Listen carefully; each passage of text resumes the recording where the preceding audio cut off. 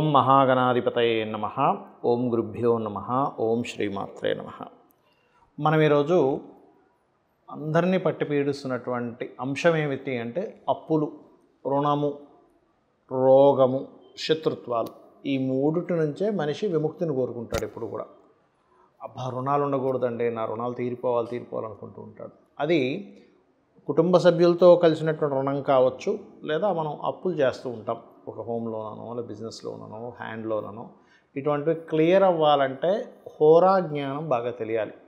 అదేవిధంగా మీ లగ్నం నుంచి, లేదా లగ్నం నుంచి తెలియదండి మాకు లగ్నం తెలియదు అనుకునేటువంటి వరకు రాశి నుంచి పంచమాధిపతి ఎవరు, పంచమ స్థానాన్ని ఏ గ్రహం ఉంది, దాన్ని బట్టి మీరు ఏ హోరల్లో మీరు నేను చెప్పినటువంటివి చేసినట్లయితే మీ యొక్క లగ్నానికి తొందరగా మీరు రుణం విముక్తి నుంచి, రోగ విముక్తి నుంచి, శత్రు విముక్తి నుంచి బయటపడతారు అనేటువంటి విషయాలు. అయితే దాని పారామీటర్స్ ఏమిటి అంటే దానికి ఉండే కండిషన్స్ ఏమిటి, అదేవిధంగా ఎటువంటివి జాగ్రత్తలు తీసుకోవాలి అనేటువంటి విషయాల్ని చెప్తుంది నేనైనప్పటికీ కూడా చెప్పిస్తుంది సాక్షాత్ లలిత అమ్మవారిగా భావిస్తూ ఒక్కొక్క లగ్నం గురించి మనం ఇప్పుడు తెలుసుకుందాం. తులాలగ్నము, తులారాశి. తులవారికి కనుక చూసుకుంటే బ్యాలెన్సింగ్ మైండ్ అండ్ బ్యాలెన్సింగ్ తత్వం ఎక్కువగా ఉంటుంది. అంటే చాలా విషయాలని వాళ్ళు బ్యాలెన్స్ చేయగలుగుతారు లైఫ్లో. కొంతమంది చూడండి మల్టీ టాస్కింగ్ అంటూ ఉంటారు.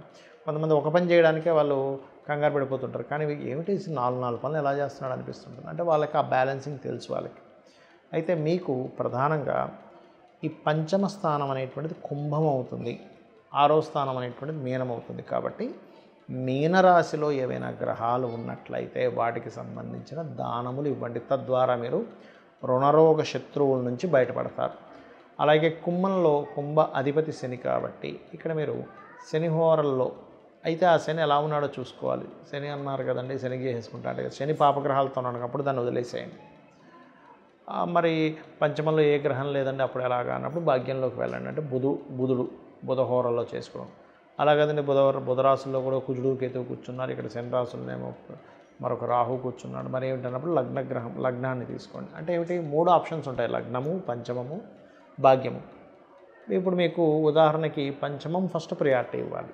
పంచమంలో పాడైనప్పుడు సెకండ్ ప్రియారిటీ 9th ఇవ్వండి, థర్డ్ ప్రియారిటీ లగ్నానికి ఇవ్వండి. అలా అని మూడిట్లో అద్భుతంగా పనిచేసేది గురువే పంచమే అంటున్నారు కదా, లగ్నం పనిచేదా అనడానికి లేదు. లగ్నం కూడా జీవుడు, 9 అనేటువంటి దైవానుగ్రహం, పంచమం అనేటువంటిది మంత్రం. అందుకే జీవుడు మంత్రం చేసుకుంటే దైవానుగ్రహం కలుగుతుంది అంటారు. అందుకే 159. ఆ రకంగా మీకు రుణరోగ శత్రువుల నుంచి బయటపడేటువంటి యోగాన్ని ఇవి చేసుకోవడం ద్వారా కలిసి వస్తుంది. అదేవిధంగా కొన్ని నిగూఢమైనటువంటి విషయాలు సహజంగా తులాలగ్నం వారు ఎక్కువ మెడిటేషన్లో ఉండడం ద్వారా కూడా మీకు తెలుస్తూ ఉంటుంది. అదేవిధంగా కాళికా అమ్మవారి యొక్క ఆరాధన మీకు చక్కటి ఫలితాలని ఇచ్చి తీరుతుంది, అందులో ఎటువంటి సందేహం లేదు. మరియు మనం చూడండి కొన్నిసార్లు పక్షులకి లేదా ఈ జంతువులకి ఏదైనా ఫుడ్ అది పెడుతూ ఉంటాం. అటువంటివి తులాలగ్నం వారికి మరింత త్వరగా మీకు ఆ రెమెడీస్ బాగా పనిచేయడం జరుగుతూ ఉంటుంది. ఇక్కడ కొన్ని కండిషన్స్ గుర్తుపెట్టుకోండి. ఏమిటది అంటే, ఒకటి మీకు పంచమంలో ఏ గ్రహం ఉంది. పంచమం అంటే లగ్నము అని ఉంటుంది మన జన్మజాతకంలో. లగ్నం నుంచి 5వ స్థానం పంచమము. అంటే లగ్నం ఒకటైతే ధనస్థానము, మన భాతృస్థానము, చతుర్థ స్థానము, పంచమ స్థానం. ఈ 5వ స్థానంలో ఏ గ్రహం ఉందో చూసుకోవాలి. ఆ గ్రహం మీకు మీ యొక్క రుణము, రోగము, శత్రుత్వాల నుంచి బయటపడేసే క్యాపబుల్ కలిగి ఉంటుంది. ఇప్పుడు మనం చూడండి రకరకాల ట్యాబ్లెట్స్ ఉంటాయి మెడికల్ షాప్లో. అన్ని ఔషధాల్లో కూడా మనకి బాగా పనికొచ్చేది ఏమిటి అంటే, ఏమైనా మీకు తలనొప్పి అయితే ఇది వేసుకోండి అంటాం, సారిటాన్ ఏదో. జ్వరం అయితే డోలో వేసుకుంటాం, లేదా ఇంకో ప్రాబ్లం ఉంది, విటమిన్ B12 లోపం ఉందన్నప్పుడు ఒక ఇంజెక్షన్ తీసుకుంటాం. అంటే ఏమిటి, మీకు ఏ ప్రాబ్లం ఉందో ఆ సంబంధించింది పనిచేస్తుంది. కానీ విటమిన్ B12 మీకు జ్వరాన్ని తగ్గించదు, తలనొప్పిని తగ్గించదు. అలాగే మీ పంచమం ఎవరు, ఎందుకు అంటే రుణ రోగ శత్రుస్థానం ఏదైతే ఉందో అది 6వ స్థానంగా చెప్తూ ఉంటారు జ్యోతిషశాస్త్రంలో. ఆ 6వ స్థానానికి వ్యయభావం పంచమ స్థానం. సరే పంచమంలో అస్సలు బాగాలేవండి గ్రహాలు, సెకండ్ ఆప్షన్ ఇంకేమైనా ఉందా అన్నప్పుడు 9వ స్థానం చూసుకోవాలి. 9 కూడా పాడైపోయిందండి మాకు అనుకున్నప్పుడు లగ్నంలో ఉండేటువంటి గ్రహాలను కూడా తీసుకోవచ్చు. ఇది ముఖ్యంగా గుర్తుపెట్టుకోండి. ఇక రెండవ విషయం ఏమిటంటే, పంచమంలో ఒక్కొక్క గ్రహాన్ని బట్టి ఒక్కొక్క పరిహారం చేసుకుంటూ ఉండాలి. రవి ఉన్నాడు అనుకోండి, సూర్య నమస్కారాలు చేస్తూ ఉండండి. అదేవిధంగా సూర్యభగవానుడికి ఆదివారాలు ముఖ్యంగా శాస్త్రంలో చెప్పినటువంటిది శ్రీతైల మధుమాంసాన్ని త్వజతే అంటే స్త్రీని కలవడము, మధువు మాంసము అలవాటు ఉన్నా సరే వాటిని ఆ రోజు వదిలేసేయడము ప్రత్యేకంగా, మరియు తలకి నూనె రాసుకోకపోవడం చేయాలి సూర్య అనుగ్రహం ఎక్కువగా కావాలంటే. ఎలా అంటే ఇప్పుడు మనకు చూడండి, ఒక హెల్త్ ఇష్యూ ఉంది, డాక్టర్ గారు ఏం చెప్తారు, అయ్యా మీరు ఈ ఈ ఆహారపు అలవాట్లు చేసుకోండి అంటాం. అంటే ఏమిటి, అప్పుడు కానీ మన బాడీ ఆ క్యాపబుల్ పొందదు. అలాగే సూర్య అనుగ్రహం కావాలంటే వీటిని ఆదివారాలు చేయకూడదు, గుర్తుపెట్టుకోండి. ఇక చంద్ర అనుగ్రహం, చంద్రుడు పంచమంలో ఉన్నాడు, లేకపోతే భాగ్యంలో ఉన్నాడు, లగ్నంలో ఉన్నాడు అనుకుందాం. అప్పుడు చంద్రానుగ్రహం కలగాలంటే చంద్రగ్రహానికి దీపారాధన చేయడము, బియ్యము దానంగా ఇవ్వడము. సూర్యుడికేమో తండ్రికి నమస్కారం చేసుకుంటే, చంద్రుడికి తల్లిదండ్రుల్లో ఇద్దరికీ చేసుకోవాలి నమస్కారం అనేటువంటిది. చంద్రుడు ముఖ్యంగా తల్లికి కారకుడు, మనసుకి కారకుడు, కాబట్టి మెడిటేషన్స్ ఎక్కువగా చేయడము.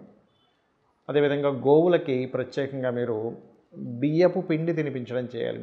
ఆ సూర్యుడిదైతే గోధుమ రవ్వ తినిపిస్తుంది. అదేవిధంగా కుజుడు అనుకోండి, సుబ్రహ్మణ్యేశ్వర స్వామి ఆరాధన, పంచమంలో కుజుడు ఉన్నాడు.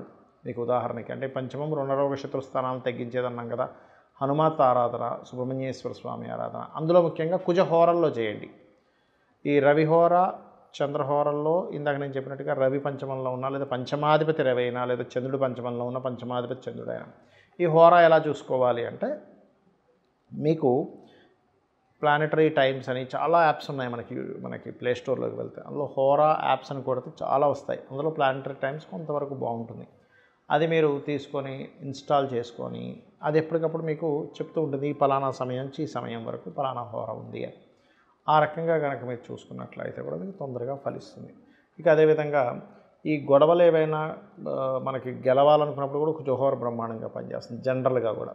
అదేవిధంగా బుధుడు ఉన్నాడు పంచమంలో. ఈ బుధుడు ప్రధానంగా ఏంటంటే మీకు పంచమంలో ఉన్నప్పుడు విష్ణు సహస్రనామాలు చేయడము, అంటే విష్ణు సహస్రనామాలు వినడం కానీ చదవడం కానీ. అదేవిధంగా గోవులకి ఆ సమయంలో మీరు కనుక బుధహోర చూసుకొని ఆ సమయంలో కనుక మీరు గోవులకి గ్రాసము కానీ లేకపోతే గోంగూర కానీ తినిపించినట్లయితే గోంగూర అనేటువంటిది కూడా కాస్త బలాన్ని ఇస్తుంది. అందులో ముఖ్యంగా దేశీవాళి గోవులకు పెట్టండి. అదేవిధంగా ఉదాహరణకి మీకు గురుగ్రహం పంచమంలో ఉంది. గురుగ్రహం ద్వారానే మీకు పూర్తిగా లైఫ్ అనేటువంటిది మారేది ఉంది. ఎందుకంటే పంచమం రుణరోగ శత్రుస్థానాలు తగ్గించే స్థానంగా చెప్పుకున్నాం.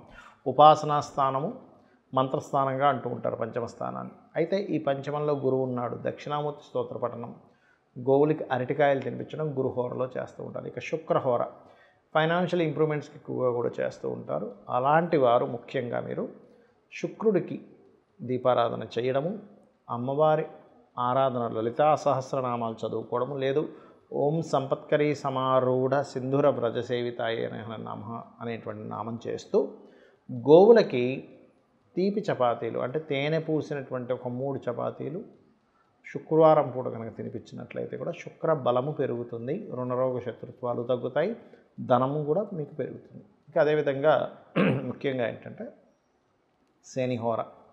ఉదాహరణకి శని పంచమంలో ఉన్నాడు, చాలామంది భయపడతారమ్మో శని పంచమంలో ఉన్నాడు పిల్లల ఆలస్యం అవ్వాలంటే ఆ శని పోర్ట్ఫోలియో పొందాలి పంచమంలో శని ఉన్నప్పుడు. అంటే అపోహ ఇలా ఉంటుందని చెప్తున్నాను. అలాంటప్పుడు మీరు ఏం చేయాలంటే శనిహోరల్లోనే గోవులకు బెల్లం తినిపించడము, నువ్వులు దానంగా ఇవ్వడము, నవగ్రహాలు శని భగవానుడి దగ్గర దీపారాధన చేయడం, ఇవి ఎక్కువగా చేస్తూ ఉండండి. ఇక రాహుకేతువులు ఉంటారు, కానీ దీనికి హోరా ఉండదు. కానీ రాహు కానీ కేతు కానీ పంచమంలో ఉన్నప్పుడు రాహు పంచమంలో ఉంటే శనిహోరలో చేసుకోవచ్చు, కేతు పంచమంలో ఉంటే కుజహోరలో కానీ, లేదా రాహు పంచమంలో ఉన్న రాహుకాలంలో మీరు రెమెడీ చేసుకోవచ్చు. కేతు పంచమంలో ఉంటే గుళిక కాలంలో చేయొచ్చు. అయితే ఇది ఎక్కువగా రాహుకాలం గుళిక కాలం అనేటువంటిది విదేశాల్లో ఎక్కువగా పాటిస్తూ ఉంటారు, గుర్తుపెట్టుకోండి. ఇక అదేవిధంగా మరొక విషయం ఏంటంటే గణపతిని ఆరాధించడం. కేతుగ్రహం సరిగ్గా లేదు అంటే మీకు కేతు పంచమంలో ఉన్నాడు, కొంచెం సహజంగా కేతు పంచమంలో ఉన్నప్పుడు కొంచెం ఆలోచనాపరంగా కొంచెం సంతానపరంగా కొంత స్ట్రెస్ ఉంటూ ఉంటుంది, గణపతి ఆరాధన ద్వారా పోతుంది. రాహు పంచమంలో ఉన్నాడు, ఎక్కువ భయాలు ఉంటుంటాయి, అమ్మో ఏమవుతుంది ఏమిటో అనేటువంటిది చిన్న తెలియని ఒక భయాలు మనల్ని వెంటాడుతూ ఉంటాయి. అటువంటిప్పుడు దుర్గా ఆరాధన, ఓం దుమ్ దుర్గాయ నమః అనే నామస్మరణ చేయడం అన్ని విధాలా ఉత్తమం. అయితే ఇప్పుడు నేను చెప్పినటువంటిది ఏదైనా కానీ రెగ్యులర్గా చేయండి. ఒకరోజు చేసి 4 రోజులు మానేస్తే దీని ఫలితం ఉండదు. హోరా యాప్లోకి వెళ్ళినట్లయితే హోరా ఎప్పుడు ఏ హోరా నడుస్తుందని చూపిస్తుంది. దాని పరంగా మీరు చేసుకున్నట్లయితే మీరు ఖచ్చితంగా మీ లైఫ్లో చేంజ్ అనేటువంటిది చూస్తారు. మీరు బాగుండాలని, అమ్మవారి అనుగ్రహం మీకు పరిపూర్ణంగా ఉండాలని మరోసారి మనస్ఫూర్తిగా కోరుకుంటూ శ్రీమాత్రే నమః.